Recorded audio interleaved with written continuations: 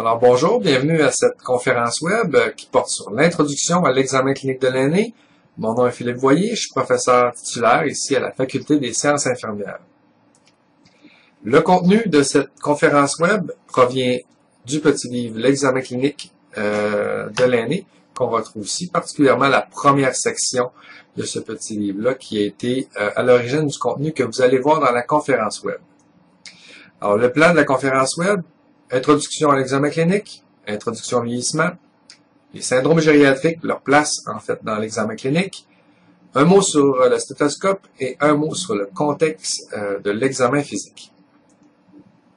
Alors, pourquoi une introduction à l'examen clinique? Ben en fait, c'est un outil qui va être un rappel pour les étudiants en soins infirmiers à l'année, ceux qui ont fait aussi l'examen clinique au baccalauréat. Donc, c'est des éléments qui viennent un peu mettre en parallèle les connaissances théoriques qu'on voit pour la population en général, mais quelles sont les particularités à l'année. Mais ça tient lieu aussi de formations préalables à des formations continues portant sur l'examen clinique cardiaque de l'année, de l'abdomen de l'année, ou en contexte de chute, etc. Parce qu'en fait, il y a un tronc commun qui se retrouve maintenant dans cette conférence web-là. Donc, c'est un préalable à ces formations-là pour les gens qui n'ont jamais eu de formation, en fait, sur l'examen clinique. Alors, la définition de l'examen clinique. Alors, l'examen clinique, c'est un terme chapeau qui comprend deux composantes principalement, comprend l'histoire de santé et l'examen physique. Il est certain qu'on peut parler des examens complémentaires, qui est une troisième dimension, mais dans le cadre de cette conférence web, on va se limiter à ces deux dimensions-là. Donc, l'histoire de santé, ça a des synonymes aussi, questionnaire de santé, anamnèse, c'est des synonymes. C'est la partie de l'examen clinique où est-ce qu'on rentre en relation avec la personne dans une entrevue pour comprendre les signes et symptômes qu'elle a. Il y a un focus évidemment sur les symptômes, donc les sensations subjectives que la personne a, pour essayer de comprendre dans le fond le symptôme qu'elle a. La deuxième partie, c'est l'examen physique. Dans le fond, lorsqu'on fait l'histoire de santé avec la personne, il y a des hypothèses qui sont émises dans notre tête parce qu'on se dit, peut-être que son problème est d'origine abdominale ou d'origine musculaire ou encore d'origine cardiaque, etc. Mais quand on arrive à l'examen physique, dans le fond, on va aller supporter ou infirmer ces hypothèses-là pour aller plus loin dans notre démarche clinique, pour avoir un bon jugement clinique sur la situation de la personne. Par exemple, j'ai une personne qui dit qu'il y a des douleurs abdominales. Donc, des douleurs abdominales, moi, je la fais parler dans l'entrevue sur ses douleurs abdominales. J'essaie de comprendre depuis quand elle a ça, si c'est intermittent, si c'est constant, c'est quoi la durée, si c'est provoqué par quelque chose, etc. Donc, je fais vraiment une anamnèse de la situation. Selon les signes, les symptômes qu'elle me communique, les signes que j'observe, les symptômes qu'elle me communique, moi, en fait, je vais avoir des hypothèses. Je vais peut-être me dire, finalement, il y a de l'essoufflement également qu'elle me parle beaucoup. Donc, est-ce que ça se pourrait que ces douleurs abdominales soient une douleur diffuse d'un problème plutôt d'origine respiratoire? Donc, si j'ai cette hypothèse-là, à l'examen physique, même si elle me parlait de douleurs abdominales, ça se peut que je vais inclure, en plus de l'examen de l'abdomen, je vais inclure une auscultation pulmonaire, donc un examen pulmonaire également. Parce qu'en fait, c'est un bon cas, ça, les douleurs abdominales chez l'aîné, ils peuvent être causés par un problème cardiaque, ils peuvent être causés par des problèmes d'embolie pulmonaire, ils peuvent être causés par des problèmes respiratoires, ils peuvent être causés par des problèmes musculaires, ils peuvent être causés évidemment par des problèmes digestifs ou éliminatoires. Donc, à l'anamnèse, je suis amené à comprendre davantage le symptôme que la personne a, et à l'examen physique, je fais pas un examen physique de la tête aux pieds, je suis sélectif parce que je m'appuie sur mon anamnèse pour choisir l'examen physique le plus approprié au contexte. Quand on parle de symptômes, de signes, on parle aussi symptômes égale subjectif, signes égale objectif, c'est-à-dire que les symptômes, lorsqu'on fait l'examen clinique, je pose des questions à la personne sur ses douleurs abdominales, en fait, moi, je peux faire mon entrevue selon les règles de l'art, tout le faire correctement. Par contre, si la personne, elle, n'a pas envie de s'ouvrir à moi par rapport à ses réponses, parce que je sais pas, moi, elle veut pas communiquer, elle ne voudrait pas me communiquer que ses douleurs abdominales sont d'origine des organes féminins, je sais pas moi, les ovaires ou autres. Elle aimerait mieux être avec une femme qui pose des questions parce qu'elle se sentirait plus à l'aise, mais elle me le dit pas. Mais ça se peut que moi, j'ai fait mon entrevue, mais en fait, j'ai pas beaucoup d'hypothèses sur c'est quoi la cause. Par contre, j'ai une de mes collègues infirmières qui va aller à son chevet, qui va lui poser les mêmes questions, puis là, elle va avoir une richesse d'informations qui va lui être donnée parce qu'en fait, la patiente ou la résidente se sent plus à l'aise avec cette infirmière-là. Donc, ce que je veux en c'est que dans l'histoire de santé, quand on fait l'anamnèse, ben, il y a une notion qu'on a une obligation de moyens. On doit prendre tous les moyens nécessaires pour arriver à avoir le plus d'informations, mais on n'a pas une obligation de résultat dans le sens qu'on est dépendant de ce que la personne veut bien nous dire. Donc, c'est pour ça que d'un professionnel de la santé à l'autre, d'une infirmière à l'autre, des fois, on va avoir des données subjectives qui sont divergentes. Faut pas s'en faire avec ça, ça fait partie de la nature humaine. Par contre, lorsqu'on arrive à l'examen physique, on dit signe égale objectivable.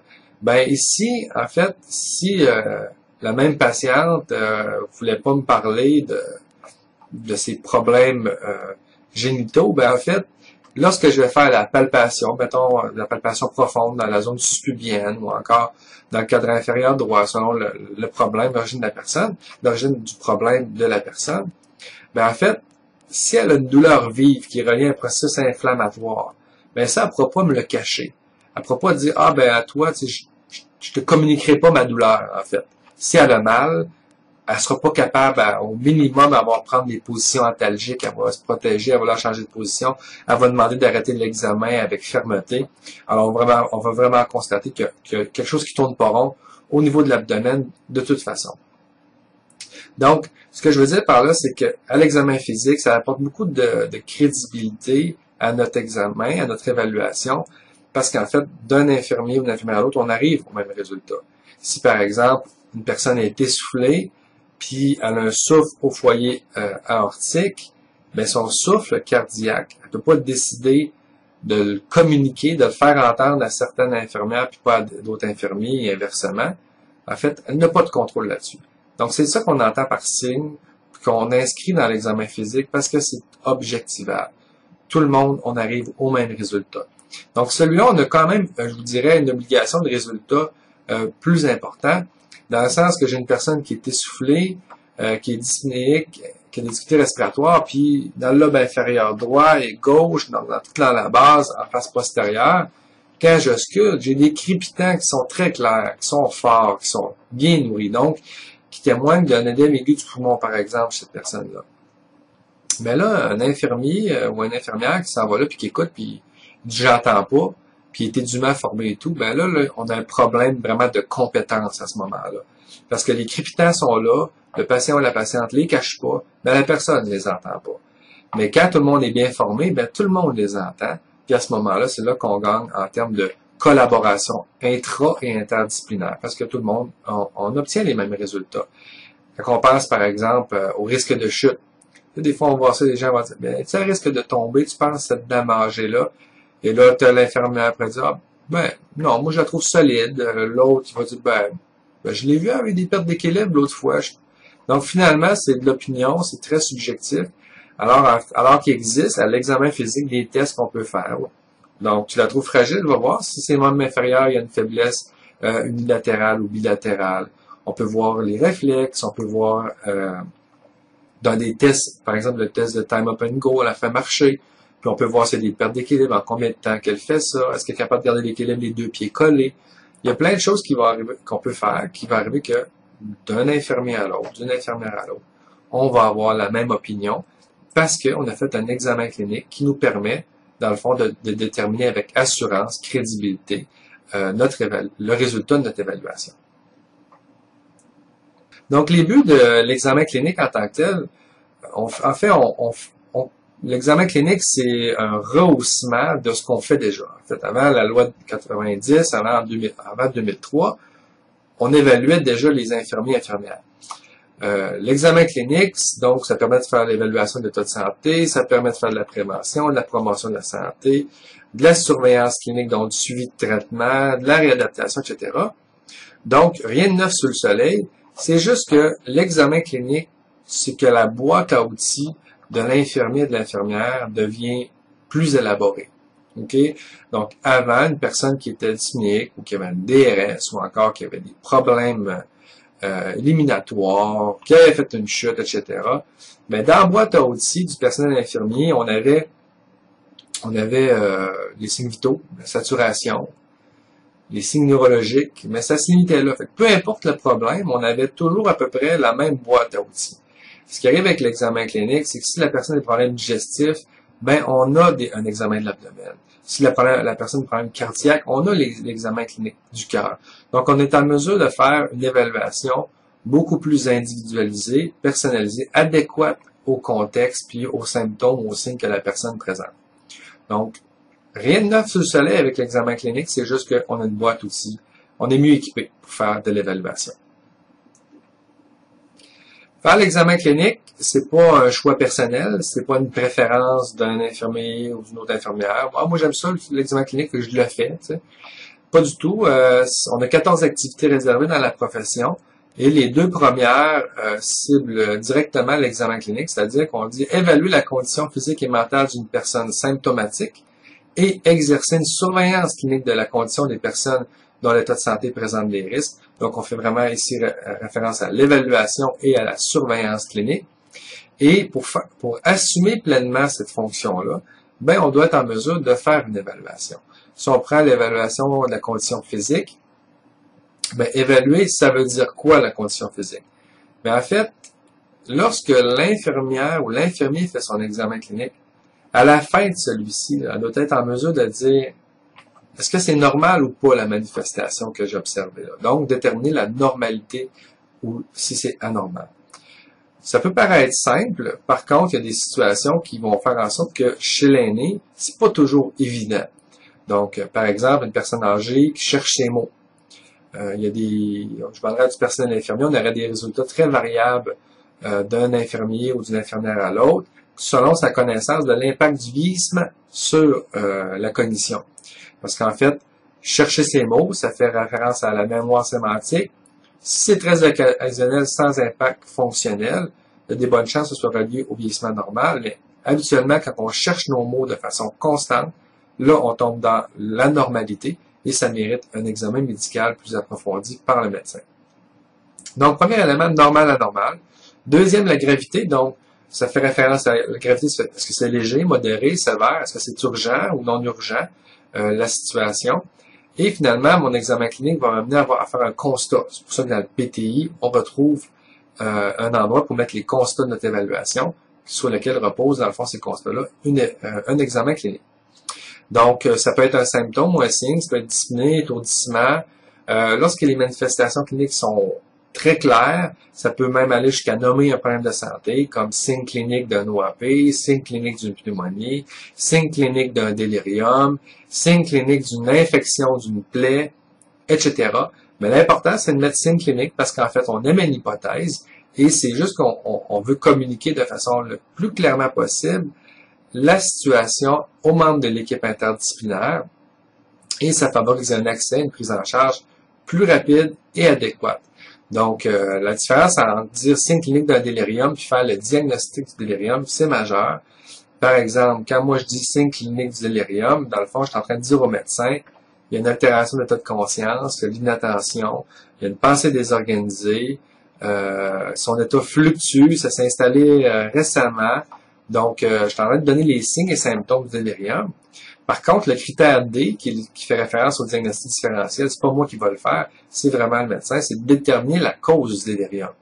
Donc, la cause du délirium va amener le médecin à faire une démarche médicale pour laquelle il va faire d'autres examens complémentaires pour dire, son délirium, est-ce qu'il est causé par une infection pulmonaire? Est-ce qu'il est de multiples étiologies? Est-ce qu'il est relié à un problème de déshydratation avec l'effet secondaire d'un médicament? Etc. Mais vous voyez, dans le fond, moi, j'ai dit au médecin, regarde, ce que je vois, ça ressemble à un délirium. Le médecin, lui, il va dire, oui, c'est un délirium, puis quelle est sa cause, puis amener le traitement en conséquence.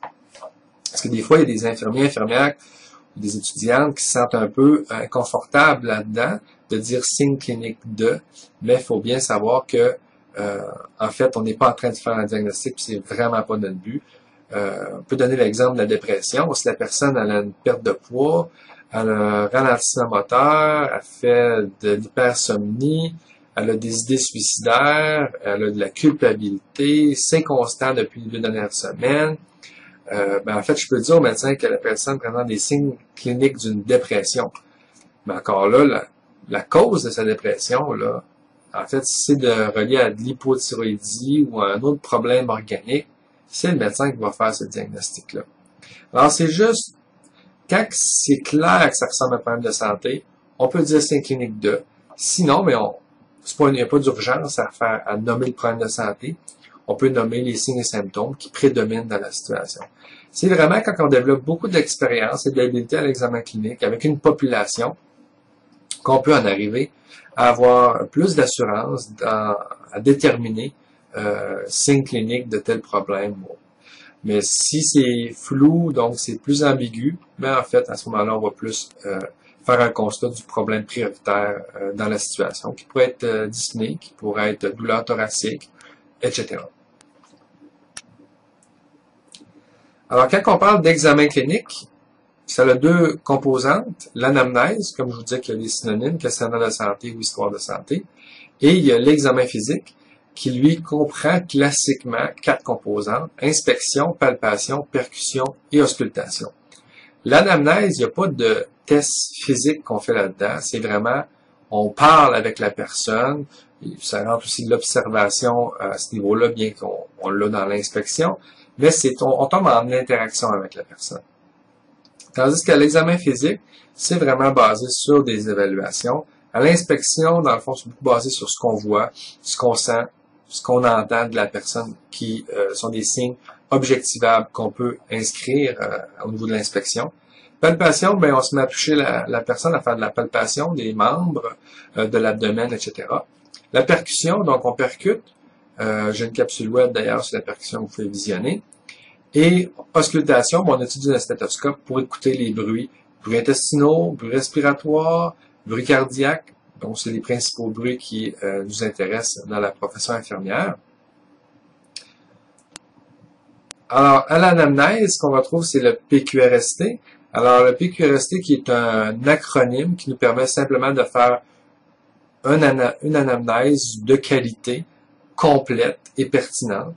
Je vous invite d'ailleurs à visionner la capsule web numéro 20 sur le PQRST ou le PQRST-U. Donc, le PQRST, il y a 2 façons de le faire, de façon journaliste et de façon enquêteur. Ça dépend si la personne a des problèmes mentaux. Donc, quand on fait le PQRST journaliste, c'est que la personne n'a pas de problèmes mentaux. Donc, on peut interagir avec elle, lui poser des questions. Et chacune des lettres a une signification. Donc, la lettre P, c'est qu'est-ce qui provoque le malaise que la personne a là. Donc, qu'est-ce qui provoque, entraîne, aggrave, augmente votre malaise? De quel problème croyez-vous qu'il s'agit? Quelle est la cause selon vous? Le P, il y a palier aussi. Donc, qu'est-ce qui soulage, diminue votre malaise? Dans la lettre Q, on a 2 qualificatifs, qualifié puis quantifié. Donc, décrivez-moi votre malaise, brûlement, pincement, problème de mémoire, etc. Et le quantifié, quelle est l'intensité de votre malaise sur une échelle, par exemple, de 0 à 10. Et dans le domaine du vieillissement, ce qui est très important, c'est qu'on va mesurer l'impact fonctionnel. Donc, le malaise que vous avez, l'essoufflement, les étourdissements, le bourdonnement des oreilles, les crampes abdominales, nommez-les. Quel est son impact fonctionnel? Quel est son impact sur vos activités quotidiennes, vos véhicules, vos activités domestiques, loisirs ou professionnels? Le R, c'est région, le malaise que vous avez dans quelle région qu'il est, quel endroit qui est localisé, puis est-ce qu'il y a de l'irradiation? Je passe tout de suite au T, je reviens avec le S après. Le T, c'est depuis quand vous avez ce malaise-là? Est-ce que c'est constant? Si c'est constant, ça s'arrête là. Mais si c'est intermittent, donc c'est pas toujours présent, parce que on demande, c'est à quelle fréquence qu'il se présente? Chaque jour? Chaque semaine? Chaque mois? Quelle est la durée de ces manifestations quand ils se présentent? Est-ce qu'il y a des moments dans la journée également qui se présentent davantage? Donc, le PQRT, comme vous voyez, sont en vert parce que ça a un rapport avec le malaise dominant. Alors que le S, lui, ça va être les signes et symptômes associés au malaise dominant. Donc, souvent, la stratégie que je vais prendre, c'est de dire, vous avez des crampes abdominales depuis 4 jours. Durant cette période-là, est-ce qu'il y a d'autres signes, d'autres symptômes, d'autres malaises qui sont apparus, qui se sont aggravés durant cette période-là? Donc, vous voyez la différence, un petit peu de focus, là. Le S, on s'intéresse au malaise qui entoure le malaise dominant en tant que tel. Le PQRST enquêteur, comme je vous disais ici, dans le fond, c'est que la personne a une démence sévère ou encore après être en psychose, en délirium ou autre, qu'on n'est pas en mesure de rentrer en relation avec elle, puis lui poser des questions, puis avoir des réponses valides. Donc, tu peux avoir une personne qui a un délirium, hyperactif, avec hallucinations, etc., mais en même temps, de toute évidence, elle a une douleur à l'abdomen. Donc, à ce moment-là, c'est nouveau. Il faut quand même faire notre PQRST. Parce que le PQRST, ben, c'est un angle d'analyse de la situation. Donc, chacune des lettres, on se pose des questions, mais au lieu d'avoir notre micro comme tantôt, comme un journaliste qui pose des questions, on va plutôt sortir notre calepin puis prendre en note nos observations. Donc, on va se poser la question, qu'est-ce qui aurait pu provoquer, selon mon jugement, sa douleur à l'abdomen? Est-ce qu'il y a des mesures palliatives? Ah, regarde, je me rends compte que quand elle est couchée sur le côté, recroquevillée, ben, il n'y a pas de elle se plaint moins de douleur. Ah, ça pourrait faire penser peut-être à une inflammation au niveau du péritoine. Donc, je fais des liens comme ça. Je vais le qualifier. Là, la personne ne peut pas me parler, fait que je ne peux pas lui demander en tant que tel. Donc, je vais le quantifier. Quel est l'impact fonctionnel? Ben, en fait, elle reste couchée dans son lit, elle veut pas manger, elle veut pas se déplacer à la toilette, c'est difficile de l'habiller. Donc, il y a un impact fonctionnel important. La région, c'est la même chose. L'irradiation, on ne sera pas capable de l'évaluer dans le cas du PQRST enquêteur. Je vais au T. Depuis quand que sa douleur à l'abdomen, même si elle ne peut pas me répondre, moi je peux voir qu'il y a eu un changement depuis 3 jours, mettons que la personne est hospitalisée en unité de médecine, ou est en centre d'hébergement, ou je suis à domicile, ben, le proche ou l'auxiliaire familial peut me donner de l'information également. Et je me pose les mêmes questions depuis quand que c'est comme ça. Si c'est intermittent, ça m'apparaît à quelle fréquence ou c'est constant. Par la suite, on va me dire, ben, à part sa douleur à l'abdomen qui est assez visible, est-ce qu'il y a d'autres signes et symptômes qui sont apparents? Ben, la personne, je ne sais pas, elle dort pas, elle mange pas, elle crie, donc tous les signes et symptômes vont quand même s'inscrire à ce moment-là dans le S. Donc, même si la personne ne peut pas communiquer, il faut quand même nous faire une analyse de la situation du symptôme avant de passer à l'examen physique. Alors, quels sont les enjeux de l'examen clinique? D'abord, l'important, c'est d'avoir une standardisation. Le PQRST amène cette standardisation-là. On voit qu'on a quand même du succès avec plus les années passent, parce que de plus en plus de gens connaissent le PQRST. À l'examen de l'ordre, beaucoup de situations amènent l'étudiante ou l'étudiant, la candidate à la profession, dans le fond, à parler du PQRST, et on voit que les taux de succès à l'examen de l'ordre sont quand même acceptables, ce qui fait que on se rend compte qu'on est capable de standardiser cette pratique-là au niveau provincial.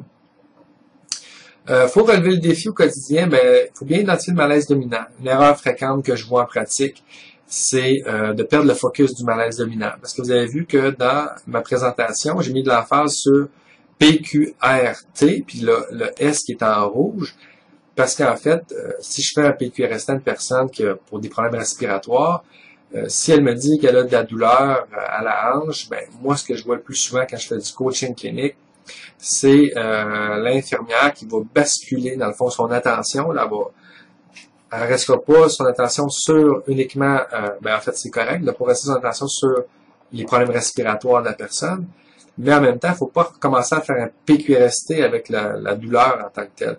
Et dès qu'il y a de la douleur, souvent, par exemple, l'attention va se porter juste sur la douleur, puis on oublie le problème respiratoire. Alors après ça, on arrive en situation de debriefing, où on regarde un peu comment ça s'est passé. Puis là, je demande à l'infirmière, ben depuis quand qu'elle a ce problème respiratoire-là? Oups, j'ai oublié d'y demander. OK? Donc, parce qu'en fait, elle a oublié de terminer son PQRST par rapport au problème respiratoire, puis elle a focusé sur la douleur. Donc, la douleur, il n'y a aucun problème à l'analyser, mais on va mettre ça dans le S, mais il ne faut pas oublier de faire un PQRST complet par rapport au malaise dominant. Par la suite, il faut choisir journaliste ou enquêteur selon l'état mental de la personne.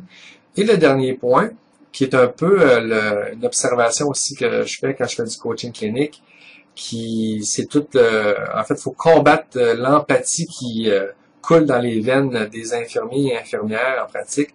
On a tellement travaillé fort sur leur capacité d'avoir de l'empathie, développer de la relation d'aide avec les personnes. Sauf que lorsqu'on a une personne qui se plaint d'essoufflement ou de douleur intrasternale ou de douleur abdominale, puis on est dans la phase d'évaluation, on n'est pas dans la phase de faire de la relation d'aide, on est dans la phase de faire de l'évaluation.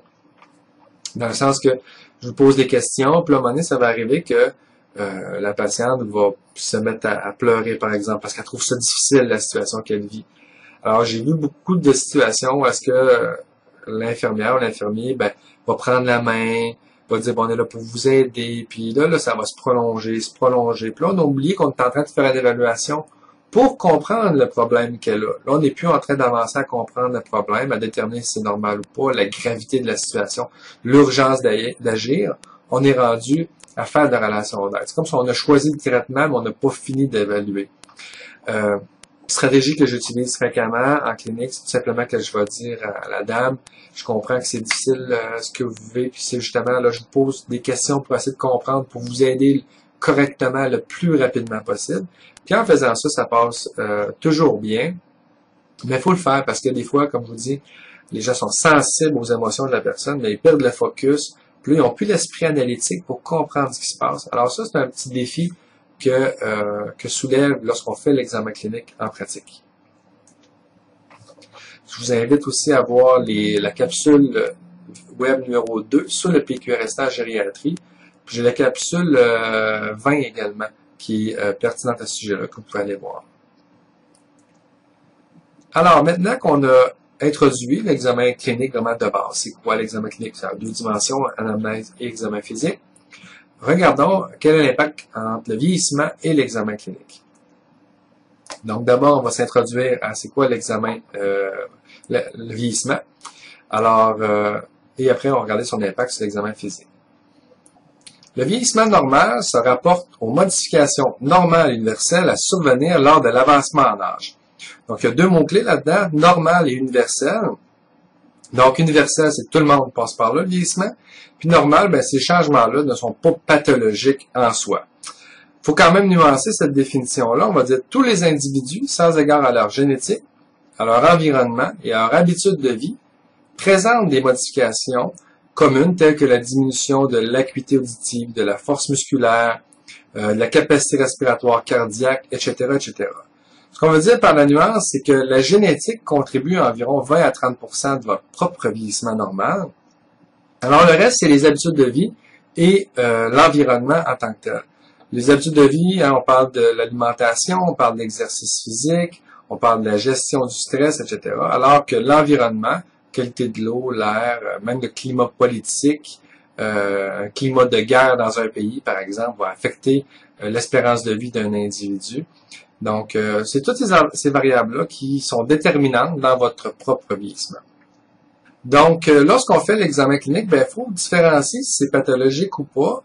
Puis, en fait, comme je le disais tantôt, si on prend l'exemple de la presbyacousie, qui est une perte d'acuité auditive, qui est bilatérale, symétrique et progressive, en fait, l'infirmier doit être en mesure de dire, ça, est-ce que c'est lié au vieillissement ou c'est un problème de surdité?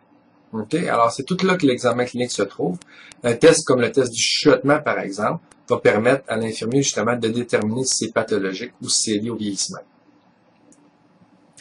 Pour vous dire un peu l'importance de la variabilité entre les individus, parce que même si notre génétique explique 20 à 30% de notre vieillissement, d'autres variables viennent affecter notre vieillissement, ce qui amène des différences entre les individus qui sont majeures. Ici, vous avez l'exemple, il y avait eu un congrès à Québec, si je me souviens bien, qui avait, lors de ce congrès-là, qui était sur le métabolisme et la condition physique, il avait évalué la condition de santé d'une personne jeune, qui était Marine, qui a 16 ans, c'est la jeune dame de droite, et de Alice, qui est à gauche, qui a 71 ans, si je me souviens bien. Eh bien, quand ils ont fait les évaluations, la condition cardiaque de Alice, qui est la dame âgée, était équivalente à la condition cardiaque d'une personne de 35 ans.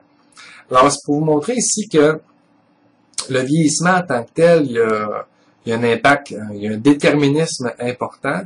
Cependant, il peut y avoir des variabilités majeures lorsqu'une personne adopte des habitudes de vie et vit dans un environnement exceptionnel. Alors, comme le cas d'Alice, dans le fond, on pourrait dire, ouais, elle a 71 ans, est-ce qu'on devrait faire tel examen ou tel traitement chez cette personne-là en raison de son âge? Ben ici, c'est une bonne illustration que l'âge n'est pas une bonne caractéristique, n'est pas un bon déterminant pour déterminer si ça vaut la peine ou pas d'offrir un traitement à une personne en se fiant à l'âge. D'ailleurs, c'est pour ça qu'il y a certains pays qui ont changé leur vision par rapport à ça. En fait, par le passé, ils pouvaient, par exemple, offrir des traitements de dialyse à des gens selon l'âge, discriminer selon l'âge, des pontages également. Et maintenant, dans ces pays-là, on va tenir compte davantage, pas de l'âge, mais de la condition de santé de la personne. Donc, pour son pontage, la personne pourra l'avoir si, en fait, elle a un bon état de santé, si elle fume, si elle a une consommation en sel importante, etc. Ben, il pourra même arriver que le cardiologue va dire à cette personne-là, ben, avant de faire votre pontage, vous allez devoir arrêter de fumer, diminuer votre consommation de sel, etc. pour avoir accès à la chirurgie. Donc, où ce que je veux en venir avec ce propos-là, c'est que la question la plus impertinente à poser dans le domaine de la santé, quand on est face à un patient, c'est de dire, ben, quel âge qu'il a ce patient-là? En fait, l'âge, c'est pas la question à poser, c'est quoi son état de santé à cette personne-là? Est-ce qu'elle a des comorbidités? C'est quoi son autonomie? Ça, ce sont des bien meilleurs déterminants d'un succès face à une thérapie que l'âge en tant que tel. D'ailleurs, ici, vous voyez que l'âge n'est pas le meilleur déterminant. Cette dame de 108 ans est la femme la plus âgée à avoir un blog en tant que tel à 108 ans. Donc, c'est pas peu dire. Donc, l'examen physique et le vieillissement, les deux interagissent ensemble. Et comme je l'illustrais avec différents points, nous, comme personnel infirmier, il faut avoir les connaissances sur le vieillissement normal pour éviter de faire l'erreur de type A ou l'erreur de type B. L'erreur de type A, c'est en fait d'intervenir sur un problème qui est en fait un phénomène normal du vieillissement normal. Donc, l'exemple classique, c'est l'insomnie. Parce que 50% des aînés qui se plaignent à l'égard de leur sommeil, mais c'est environ 5% d'entre eux qui ont réellement de l'insomnie primaire. Or, l'aîné se plaint à l'égard de son sommeil parce que c'est le vieillissement qui entraîne un effet sur le sommeil. Son sommeil, par exemple, il y a une latence d'endormissement qui est augmentée, plusieurs éveils nocturnes qui apparaissent durant la nuit, il y a besoin de faire une sieste le jour, et ça c'est le vieillissement normal qui amène ça. Alors, on n'a pas à intervenir de façon médicamenteuse, par exemple, face à une telle situation. Alors, il est important que l'infirmier ou l'infirmière accompagne cette personne-là face à la modification de son hygiène du sommeil pour améliorer son sommeil, mais ici, il ne faut pas penser que la personne a un problème de sommeil. Elle n'a pas nécessairement un problème de sommeil, elle a probablement une insatisfaction à l'égard de son sommeil qui est causée par le vieillissement normal. L'erreur de type B, c'est l'inverse, c'est de ne pas reconnaître que là, il y a un problème de santé parce qu'on l'associe au vieillissement normal, mais en fait, il y a un problème. Puis la mémoire, c'est le bon exemple. La personne pourrait se plaindre de sa mémoire et, je sais pas moi, l'infirmier, il va dire à la personne, mais écoutez, madame, vous avez 91 ans, hein, la mémoire à cet âge-là n'est pas aussi bonne qu'avant, donc inquiétez-vous pas. Alors qu'en réalité, il pourrait y avoir réellement un problème de mémoire. Donc, l'erreur de type B, c'est l'inverse de l'erreur de type A, c'est de ne pas reconnaître le problème de mémoire qui est réellement présent. Alors, ça demande aux personnes infirmières d'avoir des connaissances de pointe sur, par exemple, quel est l'effet du vieillissement sur le sommeil ou quel est l'effet du vieillissement sur la cognition. Alors, si on résume, lorsqu'on fait l'examen clinique de la personne âgée, on doit connaître c'est quoi l'état normal. Et l'état normal chez la personne âgée, ben, il y a le fonctionnement optimal, qu'on a vu comme tantôt comme Alice, et il y a le fonctionnement usuel aussi, qui est la majorité des aînés. Il faut avoir une bonne connaissance à ce niveau-là. Par la suite, il y a des changements qui sont non pathologiques liés au vieillissement. Donc, ces manifestations cliniques qui n'ont pas d'impact fonctionnel sur le fonctionnement, il faut quand même les connaître. On parle ici de l'arc sénile, par exemple, au niveau de l'œil, des pinguiculaires. On peut parler du sénile lentigo, qu'on va observer des changements de haut tegumentaire. Donc, c'est des choses qu'on observe, mais qui sont pas pathologiques en tant que telles, mais qui faut interpréter avec correctement, dans le fond, lors de l'examen. Finalement, il y a l'état pathologique. L'état pathologique, lui, il va y avoir les manifestations typiques et atypiques du problème pathologique en tant que tel. Et encore là, ben, l'infirmier, l'infirmière doit être à même de bien connaître ces deux dimensions-là. Parce que chez l'aîné, par exemple, l'infarctus du myocarde ne se manifestera pas nécessairement par une douleur rétrosternale. 50% d'entre eux n'auront pas de douleur rétrosternale, malgré qu'ils sont dans la phase aiguë d'un infarctus du myocarde. Donc, l'infirmier doit aussi être soucieux de dire, ah, il y a une altération de notre conscience, il y a une perte d'autonomie aiguë, etc., pour être à même de bien évaluer la condition de la personne.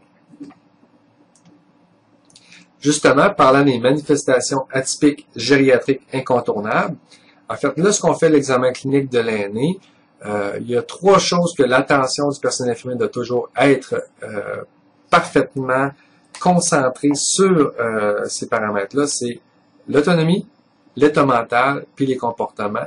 Parce que chez beaucoup de personnes âgées qui ont un problème de santé aigu, la manifestation clinique dominante va être une de ces trois dimensions-là, que ce soit un problème de diverticulite, appendicite, péritonite, infarctus du myocarde, péricardite, pneumonie, nommez-les en fait. La majorité des problèmes de santé chez l'aîné vont se manifester de façon atypique ou typique, mais en présence de ces trois critères-là. D'ailleurs, je vous invite à visionner la capsule 18 qui parle justement plus en profondeur de ces trois critères-là, mais j'en fais quand même un court rappel ici. Donc d'abord, l'autonomie. L'autonomie de la personne, c'est sa capacité à se nourrir, à se laver, s'habiller, entretenir sa personne, etc. Donc une personne âgée qui est malade d'un problème de santé aigu, en fait, va avoir un changement dans sa capacité à réaliser ces activités-là. Ça va être aussi accompagné de faiblesse, perte d'appétit, un changement de l'humeur, etc. Au niveau de l'état mental, ça peut toucher à chacune de ces parties de l'état mental-là, mais vraiment, celle qui va nous intéresser le plus, c'est la capacité d'attention et l'état de conscience, parce que ils sont deux signes centrales au niveau du délirium. Donc, je vous invite également à visionner la capsule 3, capsule web 3, qui traite du délirium en tant que tel, et ça va vous permettre de comprendre toute l'importance de s'intéresser à la capacité d'attention et l'état de conscience, également comment les évaluer. Et le dernier, c'est les changements de comportement. Donc, autant les comportements hyperactifs qu'hypoactifs doivent intéresser le personnel infirmier. Donc, la personne qui devient agitée ou la personne qui avait un comportement normal mais qui devient ralenti sur le plan moteur ou encore devient apathique, irritable. Ce sont tous des comportements qui, lorsqu'ils sont une modification, il faut qu'il y ait un changement, qui sont cliniquement significatifs. Alors, lorsque le personnel infirmier fait un examen clinique de l'aîné, il a en tête toujours de s'intéresser à autonomie, état mental et comportement. Un mot sur le stéthoscope, quand même pour vous dire d'aller visionner la capsule 12, parce qu'un stéthoscope a quand même certaines caractéristiques au niveau de comment on le positionne, c'est quoi la cupule, c'est quoi le diaphragme, quels sont les sons qu'on recherche avec ça. Je vais juste vous piquer votre curiosité en vous disant, allez visionner la capsule sur le stéthoscope. Le contexte de réalisation de l'examen clinique est très important. L'examen clinique, on fait ça idéalement dans un contexte qui va nous permettre de bien interpréter ce qu'on entend, ce qu'on voit, etc. Donc, premièrement, au niveau de l'infirmière, l'infirmier, il faut qu'il soit bien préparé, qu'il possède toutes les connaissances nécessaires, qu'il soit suffisamment pratiqué également avant de faire l'examen clinique. Au niveau de l'aîné, il faut s'assurer lorsqu'on fait l'examen clinique que la personne porte ses verres correcteurs, porte son appareil auditif, n'a pas de douleur ou n'est pas sous l'effet des médicaments, ou encore c'est un bon moment dans la journée. Tu sais, si on décide d'aller faire l'examen de l'état mental avec un test cognitif, puis il est 1h15, puis ce résident-là fait toujours sa sieste à 1h15, ben en fait, c'est pas vraiment le bon moment pour avoir une performance qui sera pas exactement le reflet de ses capacités cognitives. Donc, il est important de tenir compte de ça. Puis le dernier, c'est l'environnement. S'assurer que l'environnement soit bien éclairé, qu'on élimine les bruits, donc téléviseur, radio, etc., et qu'on assure l'intimité de la personne pour, dans le fond, avoir un examen clinique qui se réalise dans les meilleures conditions possibles. Alors, en conclusion, l'examen clinique, c'est un incontournable. C'est fondamental à la crédibilité de la profession. Il faut que rapidement, tous les infirmiers, infirmières, les étudiantes et étudiants qui ont appris l'examen clinique l'implantent, le mettent en application, parce que ça améliore la qualité des soins, ça améliore notre capacité aussi à travailler en équipe interdisciplinaire. Alors, je vous rappelle que le contenu de cette conférence web-là provient du livre suivant, l'examen clinique. Il y a aussi celui-là, pour lequel du contenu a été pris dans le cadre de cette conférence web. Alors, si vous avez des questions, des commentaires, envoyez-moi un courriel et ça me fera plaisir de préciser ma pensée sur certains éléments peut-être que j'ai dit au cours de cette conférence web. Merci.